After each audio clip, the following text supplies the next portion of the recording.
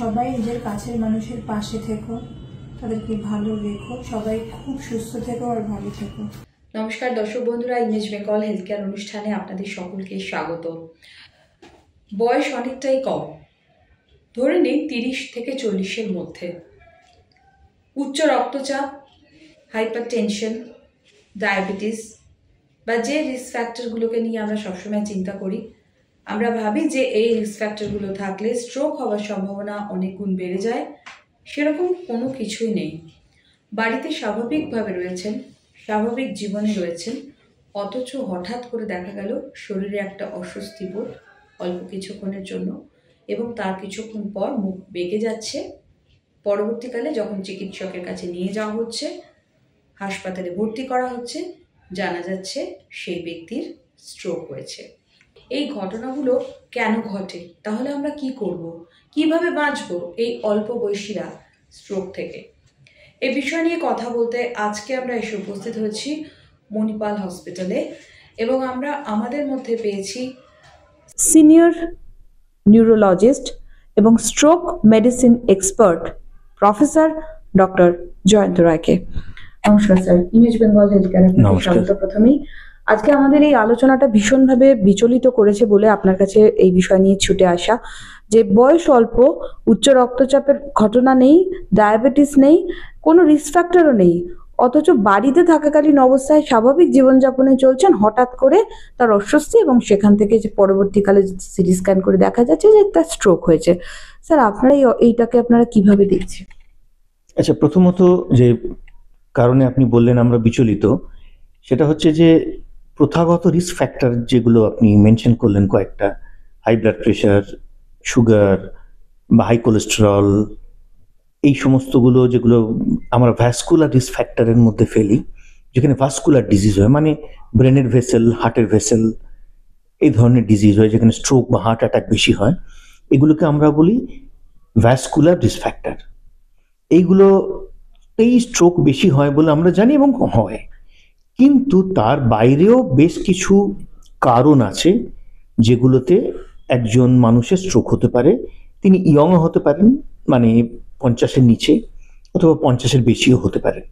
সুতরাং স্ট্রোক হতে গেলে যে সবার ক্ষেত্রেই ওই প্রথাগত ভ্যাসকুলার রিস্ক ফ্যাক্টর থাকতেই হবে তার কোনো মানে নেই। তো অন্যভাবে বলি আরেকটা ঘুরিয়ে, সেটা হচ্ছে যে এরকমও বেশ কিছু পেশেন্ট আছেন যাদের ধরুন প্রথাগত রিস্ক ফ্যাক্টর হয়তো ছিল কিন্তু জানতেনই না, কোনোদিন টেস্ট হয়নি, তার স্ট্রোক হলো, তারপরে তাকে ইনভেস্টিগেশন করার সময় জানা গেল যে তার ওই রিস্ক ফ্যাক্টরগুলো ছিল। তিনি তার কম বয়স বলে তিনি হয়তো কোনোদিন ভাবেননি যে তার এই রিস্ক ফ্যাক্টরগুলো থাকতে পারে।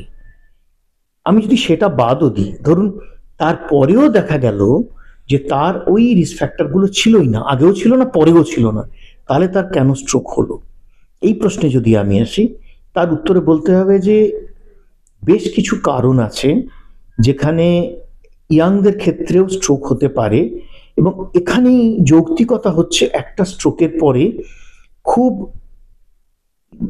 মেটিকুলাসলি ইনভেস্টিগেট করা, তার কারণটা খুঁজে বার করার জন্য, এবং তার জন্য প্রয়োজন হলে অনেক দূর অবধি আমাদের যেতে হতে পারে, বিভিন্ন রকম ইনভেস্টিগেশন করে তার কারণটা খুঁজে বার করতে হতে পারে, এবং কারোর ক্ষেত্রে জেনেটিক টেস্ট অবধি আমাদের যেতে হতে পারে। আমি আপনাকে কয়েকটা এক্সাম্পল দিই, কমন এক্সাম্পল, যেটা ইয়াংদের ক্ষেত্রে ওই রিস্ক ফ্যাক্টর বাদ দিয়ে স্ট্রোক হয়। যেমন ধরুন কারুর আর্টারিয়াল ডাইসেকশন বলে একটা অসুখ হয়। জিনিসটা কি? ধরুন সে জিম করছে, খেলাধুলা করছে, বা তার একটা ইনজুরি হয়েছে, ঘাড়ে কোথাও একটা ব্যথা হয়েছে, বা গাড়িতে কোথাও একটা খুব জার্কিং হয়েছে, এরকম ছোট বড় মাঝারি বিভিন্ন ধরনের ইনজুরিতে আমাদের যে আর্টারিগুলো আছে, ধমনী, তার ভিতরের ওয়ালটা ছিঁড়ে যেতে পারে। এটাকে আমরা বলি আর্টারিয়াল ডাইসেকশন। এর থেকেও কিন্তু স্ট্রোক হয়, যেটা কিছুদিন আগে, আমি জানি না এটা আলোচনা হয়েছিল কিনা, যে সেলুনে ঘাড় ম্যাসাজ করতে গিয়ে ঘাড় ঘুরিয়ে দিয়েছে, তার থেকে স্ট্রোক হয়েছে। তো এটাকে বলে আর্টারিয়াল ডাইসেকশন।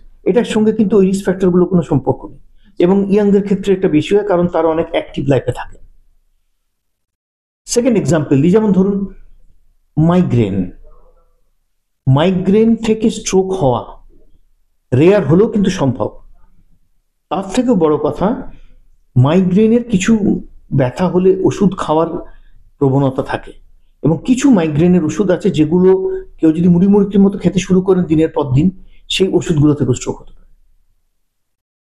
সুতরাং মাইগ্রেন হলাম আর আমি দুমদাম ওষুধ খেয়ে ফেললাম, মাইগ্রেনের ওষুধ ডাক্তারের পরামর্শ করলাম কি করলাম না, বা ডাক্তার যে কটা বললেন তার থেকেও বেশি খেয়ে ফেললাম, এগুলো থেকে স্ট্রোক হতে পারে।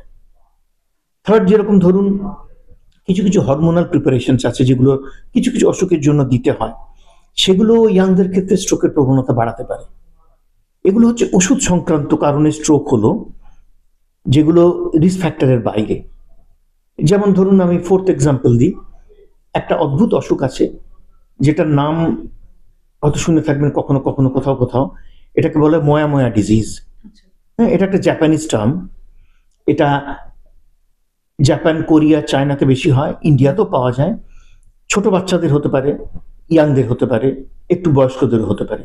এটা ব্রেনের ভিতরে আর্টারিগুলো আস্তে আস্তে আস্তে আস্তে ন্যারো হতে থাকে, এবং ইয়াং এজে দেখা গেল 17-18 বছর বয়সে একজনের স্ট্রোক হয়েছে, তার কোনো রিস্ক ফ্যাক্টর কোনোদিন ছিলই না। ইনভেস্টিগেট করে দেখা গেল তার ওই অসুখটা হয়েছে। এরকম বহুবিধ কারণ আছে যেখানে কোনো প্রথাগত রিস্ক ফ্যাক্টরের বাইরেও স্ট্রোক হতে পারে, এবং সেখানে ওই ইনভেস্টিগেট করে ঠিক রাস্তায় এগিয়ে আস্তে আস্তে করে তার কারণটা পর্যন্ত পৌঁছানোটা কিন্তু খুব ইম্পর্টেন্ট। আমি আরেকটা এক্সাম্পল দিই। কিছু জেনেটিক অসুখ আছে, এগুলোকে আমরা মোনোজেনিক ডিসঅর্ডার বলি বা মাইটোকন্ড্রিয়াল ডিসঅর্ডার বলি। এগুলো জেনেটিক কজ। এই জেনেটিক কজে ব্রেনের ভিতরে সেলের মধ্যে এমন কিছু চেঞ্জ হয় যেগুলো স্ট্রোক করতে পারে। যেমন এই যে মাইটোকন্ড্রিয়া বললাম, মাইটোকন্ড্রিয়া আমাদের সেলের মধ্যে একটা পার্ট, যেটা আমাদের পাওয়ার হাউস হিসেবে কাজ করে। তার কিছু ডিসঅর্ডার থেকে ছোট বাচ্চাদের স্ট্রোক হতে পারে, ইয়াং অ্যাডাল্টদেরও হতে পারে। আরো কিছু জেনেটিক কজ আছে, সেগুলোর অত আমি জটিল নাম বলছি না, কিন্তু জেনেটিক কজ থেকেও অল্প বয়সীদের স্ট্রোক হতে পারে, এবং সেগুলো রিস্ক ফ্যাক্টরের বাইরেও। সুতরাং অল্প বয়সে স্ট্রোক হলে সেটা ডিটেক্ট করাটা যেরকম ইম্পর্টেন্ট, অনেক সময় মিস হয়ে যায় যে 21 বছর বয়সে স্ট্রোক হয়েছে হয়তো ভাবলই না, সেভাবে ইনভেস্টিগেশন হলো না। সেটা না করে বরং তাদের ক্ষেত্রে ডিটেল ইনভেস্টিগেট করে এত কম বয়সে কেন স্ট্রোক হলো তার মূলের গভীরে যাওয়াটা খুব জরুরি। একদমই স্যার, একদমই ঠিক কথা। কিন্তু আপনি যেটা বললেন যে 21 বছরে স্ট্রোক হলো বা কম বয়সে যখন স্ট্রোক হচ্ছে, এই স্ট্রোক শব্দটার মধ্যেই তো একটা ভীতি জড়িয়ে আছে। তো স্বভাবতই স্ট্রোক যখন হচ্ছে, যদি সেটা অল্পের ওপর দিয়ে যায় তাহলে সেই মানুষটি প্রাণে বেঁচে গেলেন, কিন্তু যদি সেটা টানা হয় তখন সেটা প্রাণঘাতী যদি হয়ে যায়, সেক্ষেত্রে ইনভেস্টিগেশন করার কোনো জায়গা থাকছে না। না, করতে হবে, কারণ যদি বড় স্ট্রোকও হয় সেক্ষেত্রে স্ট্রোকের যা অ্যাকিউট স্ট্রোকের প্রথম কয়েক ঘন্টার মধ্যে যা ট্রিটমেন্ট হয় সেগুলো তো দিতেই হবে।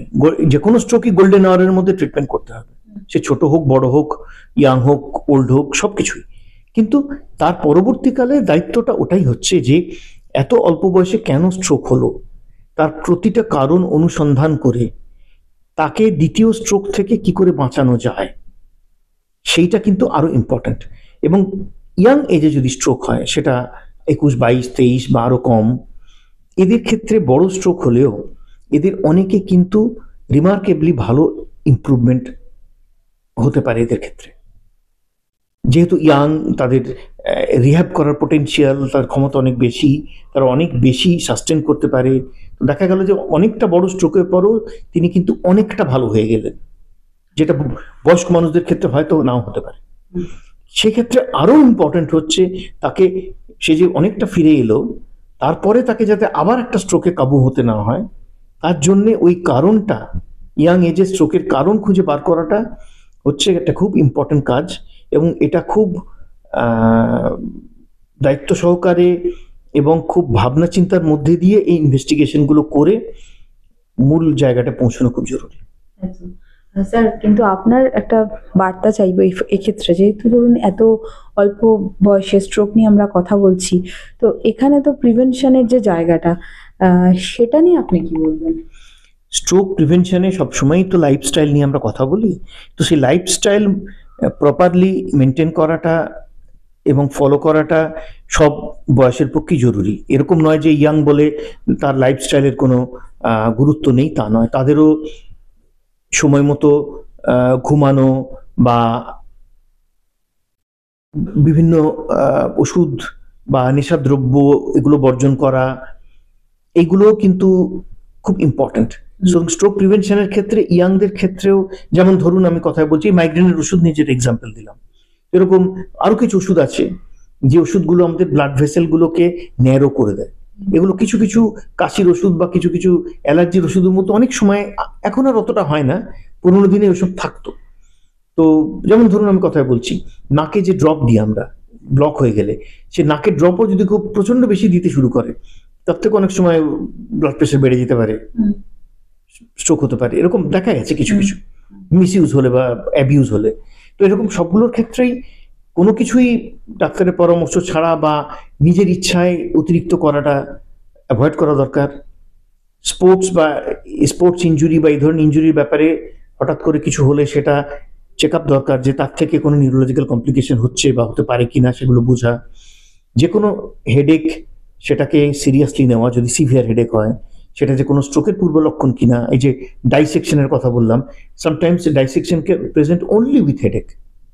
তার হঠাৎ করে কারোর একটা সিভিয়ার হেডেক হলো যার জীবনে কোনোদিন হয়নি, সেই হেডেকটা পিছনে আর কোনো কারণ আছে কিনা, সেটা আবার ভবিষ্যতে মানে স্ট্রোকে কনভার্ট হবে কিনা, তো এগুলোর জন্য ডাক্তারের কাছে পরামর্শ নেওয়া। সুতরাং এই সাবধানতা বা আমি বলবো awareness is also important in younger age group. যেহেতু ইয়াঙ্গার এজ গ্রুপ যে ইমিউন টু স্ট্রোক তা তো নয়, তাদেরও স্ট্রোক হতে পারে।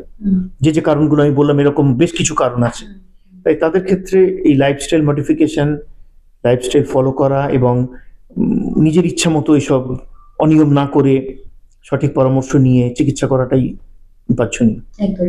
লাস্টলি আমার একটা জিজ্ঞাসা, যেটা আপনি বললেন যে লাইফস্টাইল মডিফিকেশন, সেই প্রসঙ্গে বলি, ইয়াং জেনারেশনের মধ্যে একটা সারা রাত পার্টি করা, অ্যালকোহল নেওয়া, হঠাৎ করে মানে তারা যে সেটা রেগুলার করে তা নয়, হঠাৎ করে তারা সাময়িক একটা মজা করার জন্য বা ফান করার জন্য হয়তো একটা সারা রাত বন্ধুদের মতো পার্টি করছে বা অ্যালকোহল নিচ্ছে, দেখা যাচ্ছে সেটার মাত্রাটা অনেকটা বেশি হয়ে যাচ্ছে, সারা রাত ঘুম হচ্ছে না, এইগুলো কি কোনোভাবে রিজন হতে পারে?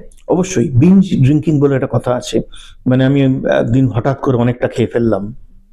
এগুলো বিঞ্জ ড্রিঙ্কিং কিন্তু হার্টের ওপরে যেরকম কিছু প্রভাব ফেলে, হার্টের রিদিমের অ্যাবনর্মালিটি করতে পারে, সেরকম ব্লাড প্রেশার শুট করার একটা সম্ভাবনা থাকে। এবং তার সঙ্গে তারা যদি অন্য কোনো নেশাদ্রব্য কম্বাইন করে ফেলে, তাহলে the risk goes very high on that particular night. এরকম মানে আমার নিজেরই ব্যক্তিগত অভিজ্ঞতা আছে, বেশ কিছু ইয়াং ছেলে 20-25-26-এর মধ্যে স্ট্রোক নিয়ে আমার কাছে এসছে। তখন আমি খুঁজেই পাচ্ছি না যে ওর কি করে স্ট্রোক হলো। তারপর খুঁজে জানা গেল যে এরকম কিছুতে সেই পার্টিতে তারা ছিল বা এরকম তাদের ঘটেছে আর কি, এবং তারপরে পরেই ঘটনাটা পরের দিন সকালে হয়েছে। তো এরকম উদ্দাম জীবনযাত্রা তো নিশ্চয়ই ভালো নয়, এবং কারো কারো ক্ষেত্রে যদি ভাগ্য খারাপ থাকে তাহলে তার স্ট্রোক হতে পারে। তাই সমঝে চলাটাই বাঞ্ছনীয়।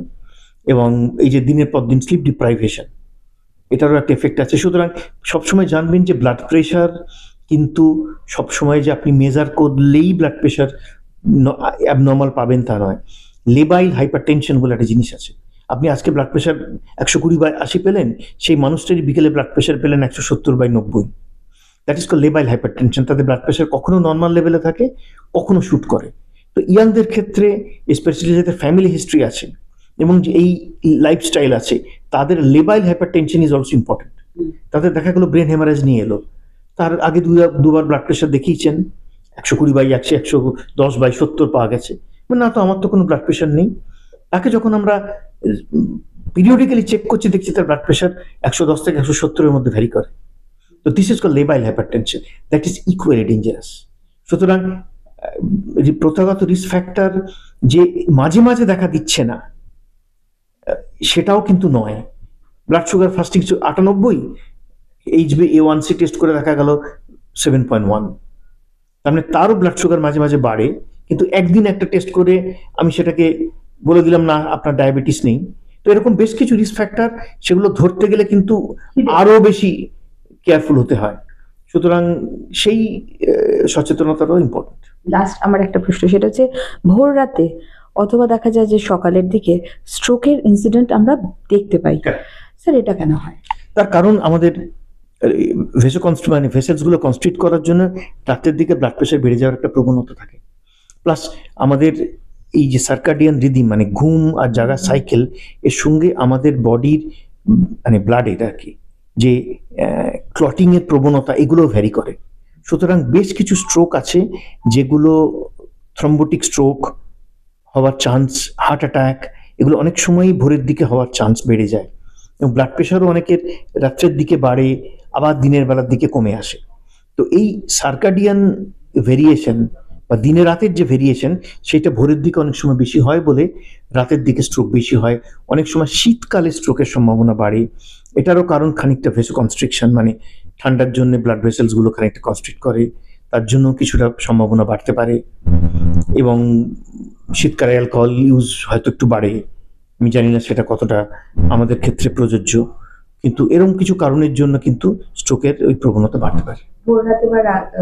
ভোর রাতে বা সকালের দিকে যে এই যে স্ট্রোকগুলোর কথা আমরা বললাম, এটা থেকে বাঁচার কোনো রাস্তা আছে স্যার? বাঁচার রাস্তা তো বরং যাদের ব্লাড প্রেশার বেশি থাকে তাদের অনেককেই আমরা বলি আপনি ব্লাড প্রেশারের ওষুধটা রাত্রে খান, সকালে না খেয়ে। কারণ অনেক সময় দেখা যায় সকালে ঘুম থেকে উঠে ব্লাড প্রেশারটা একটু বেশি রয়েছে, ইভিনিং এর দিকে মাপা হচ্ছে, তখন নর্মাল হয়ে যাচ্ছে।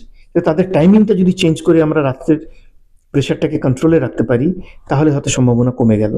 এবং আরও যেটা ইম্পর্টেন্ট সেটা হচ্ছে সকালে ঘুম থেকে উঠে অনেকেই ডিটেক্ট করেন যে কিছু একটা প্রবলেম হচ্ছে, বা দে ডোন্ট আন্ডারস্ট্যান্ড যে এটা একটা স্ট্রোকের সিমটম হতে পারে। তো সেক্ষেত্রে ইমিডিয়েটলি হাসপাতালে আসাটা জরুরি সেটা ডিটেক্ট করে, তা নাহলে অনেক সময়ই ওটাও দেরি হয়ে যায়, বুঝতেই পারা যায় না। একেবারে অনেক ধন্যবাদ স্যার। আমরা অত্যন্ত গুরুত্বপূর্ণ কিছু তথ্য স্যারের কাছ থেকে জানলাম, এবং যে জিনিসগুলো একেবারেই আমাদের অনেকের অজানা ছিল, ধারণার বাইরে। তো আশা করি দর্শক বন্ধুরা আপনারা এই অনুষ্ঠান থেকে আরো বেশি সচেতন হবেন, আরো বেশি সতর্ক হবেন। আর খুব ইম্পর্ট্যান্ট একটা বিষয় আলোচনার মধ্যে দিয়ে উঠে এলো লাইফস্টাইল মডিফিকেশন এবং বেপরোয়া জীবনযাত্রা, এই দুটোকে কিন্তু আমাদের ভাবতে হবে, এটা ভাবার সময় এসছে। স্যার অনেক ধন্যবাদ আমাদের এই অনুষ্ঠানে আসার জন্য। নমস্কার।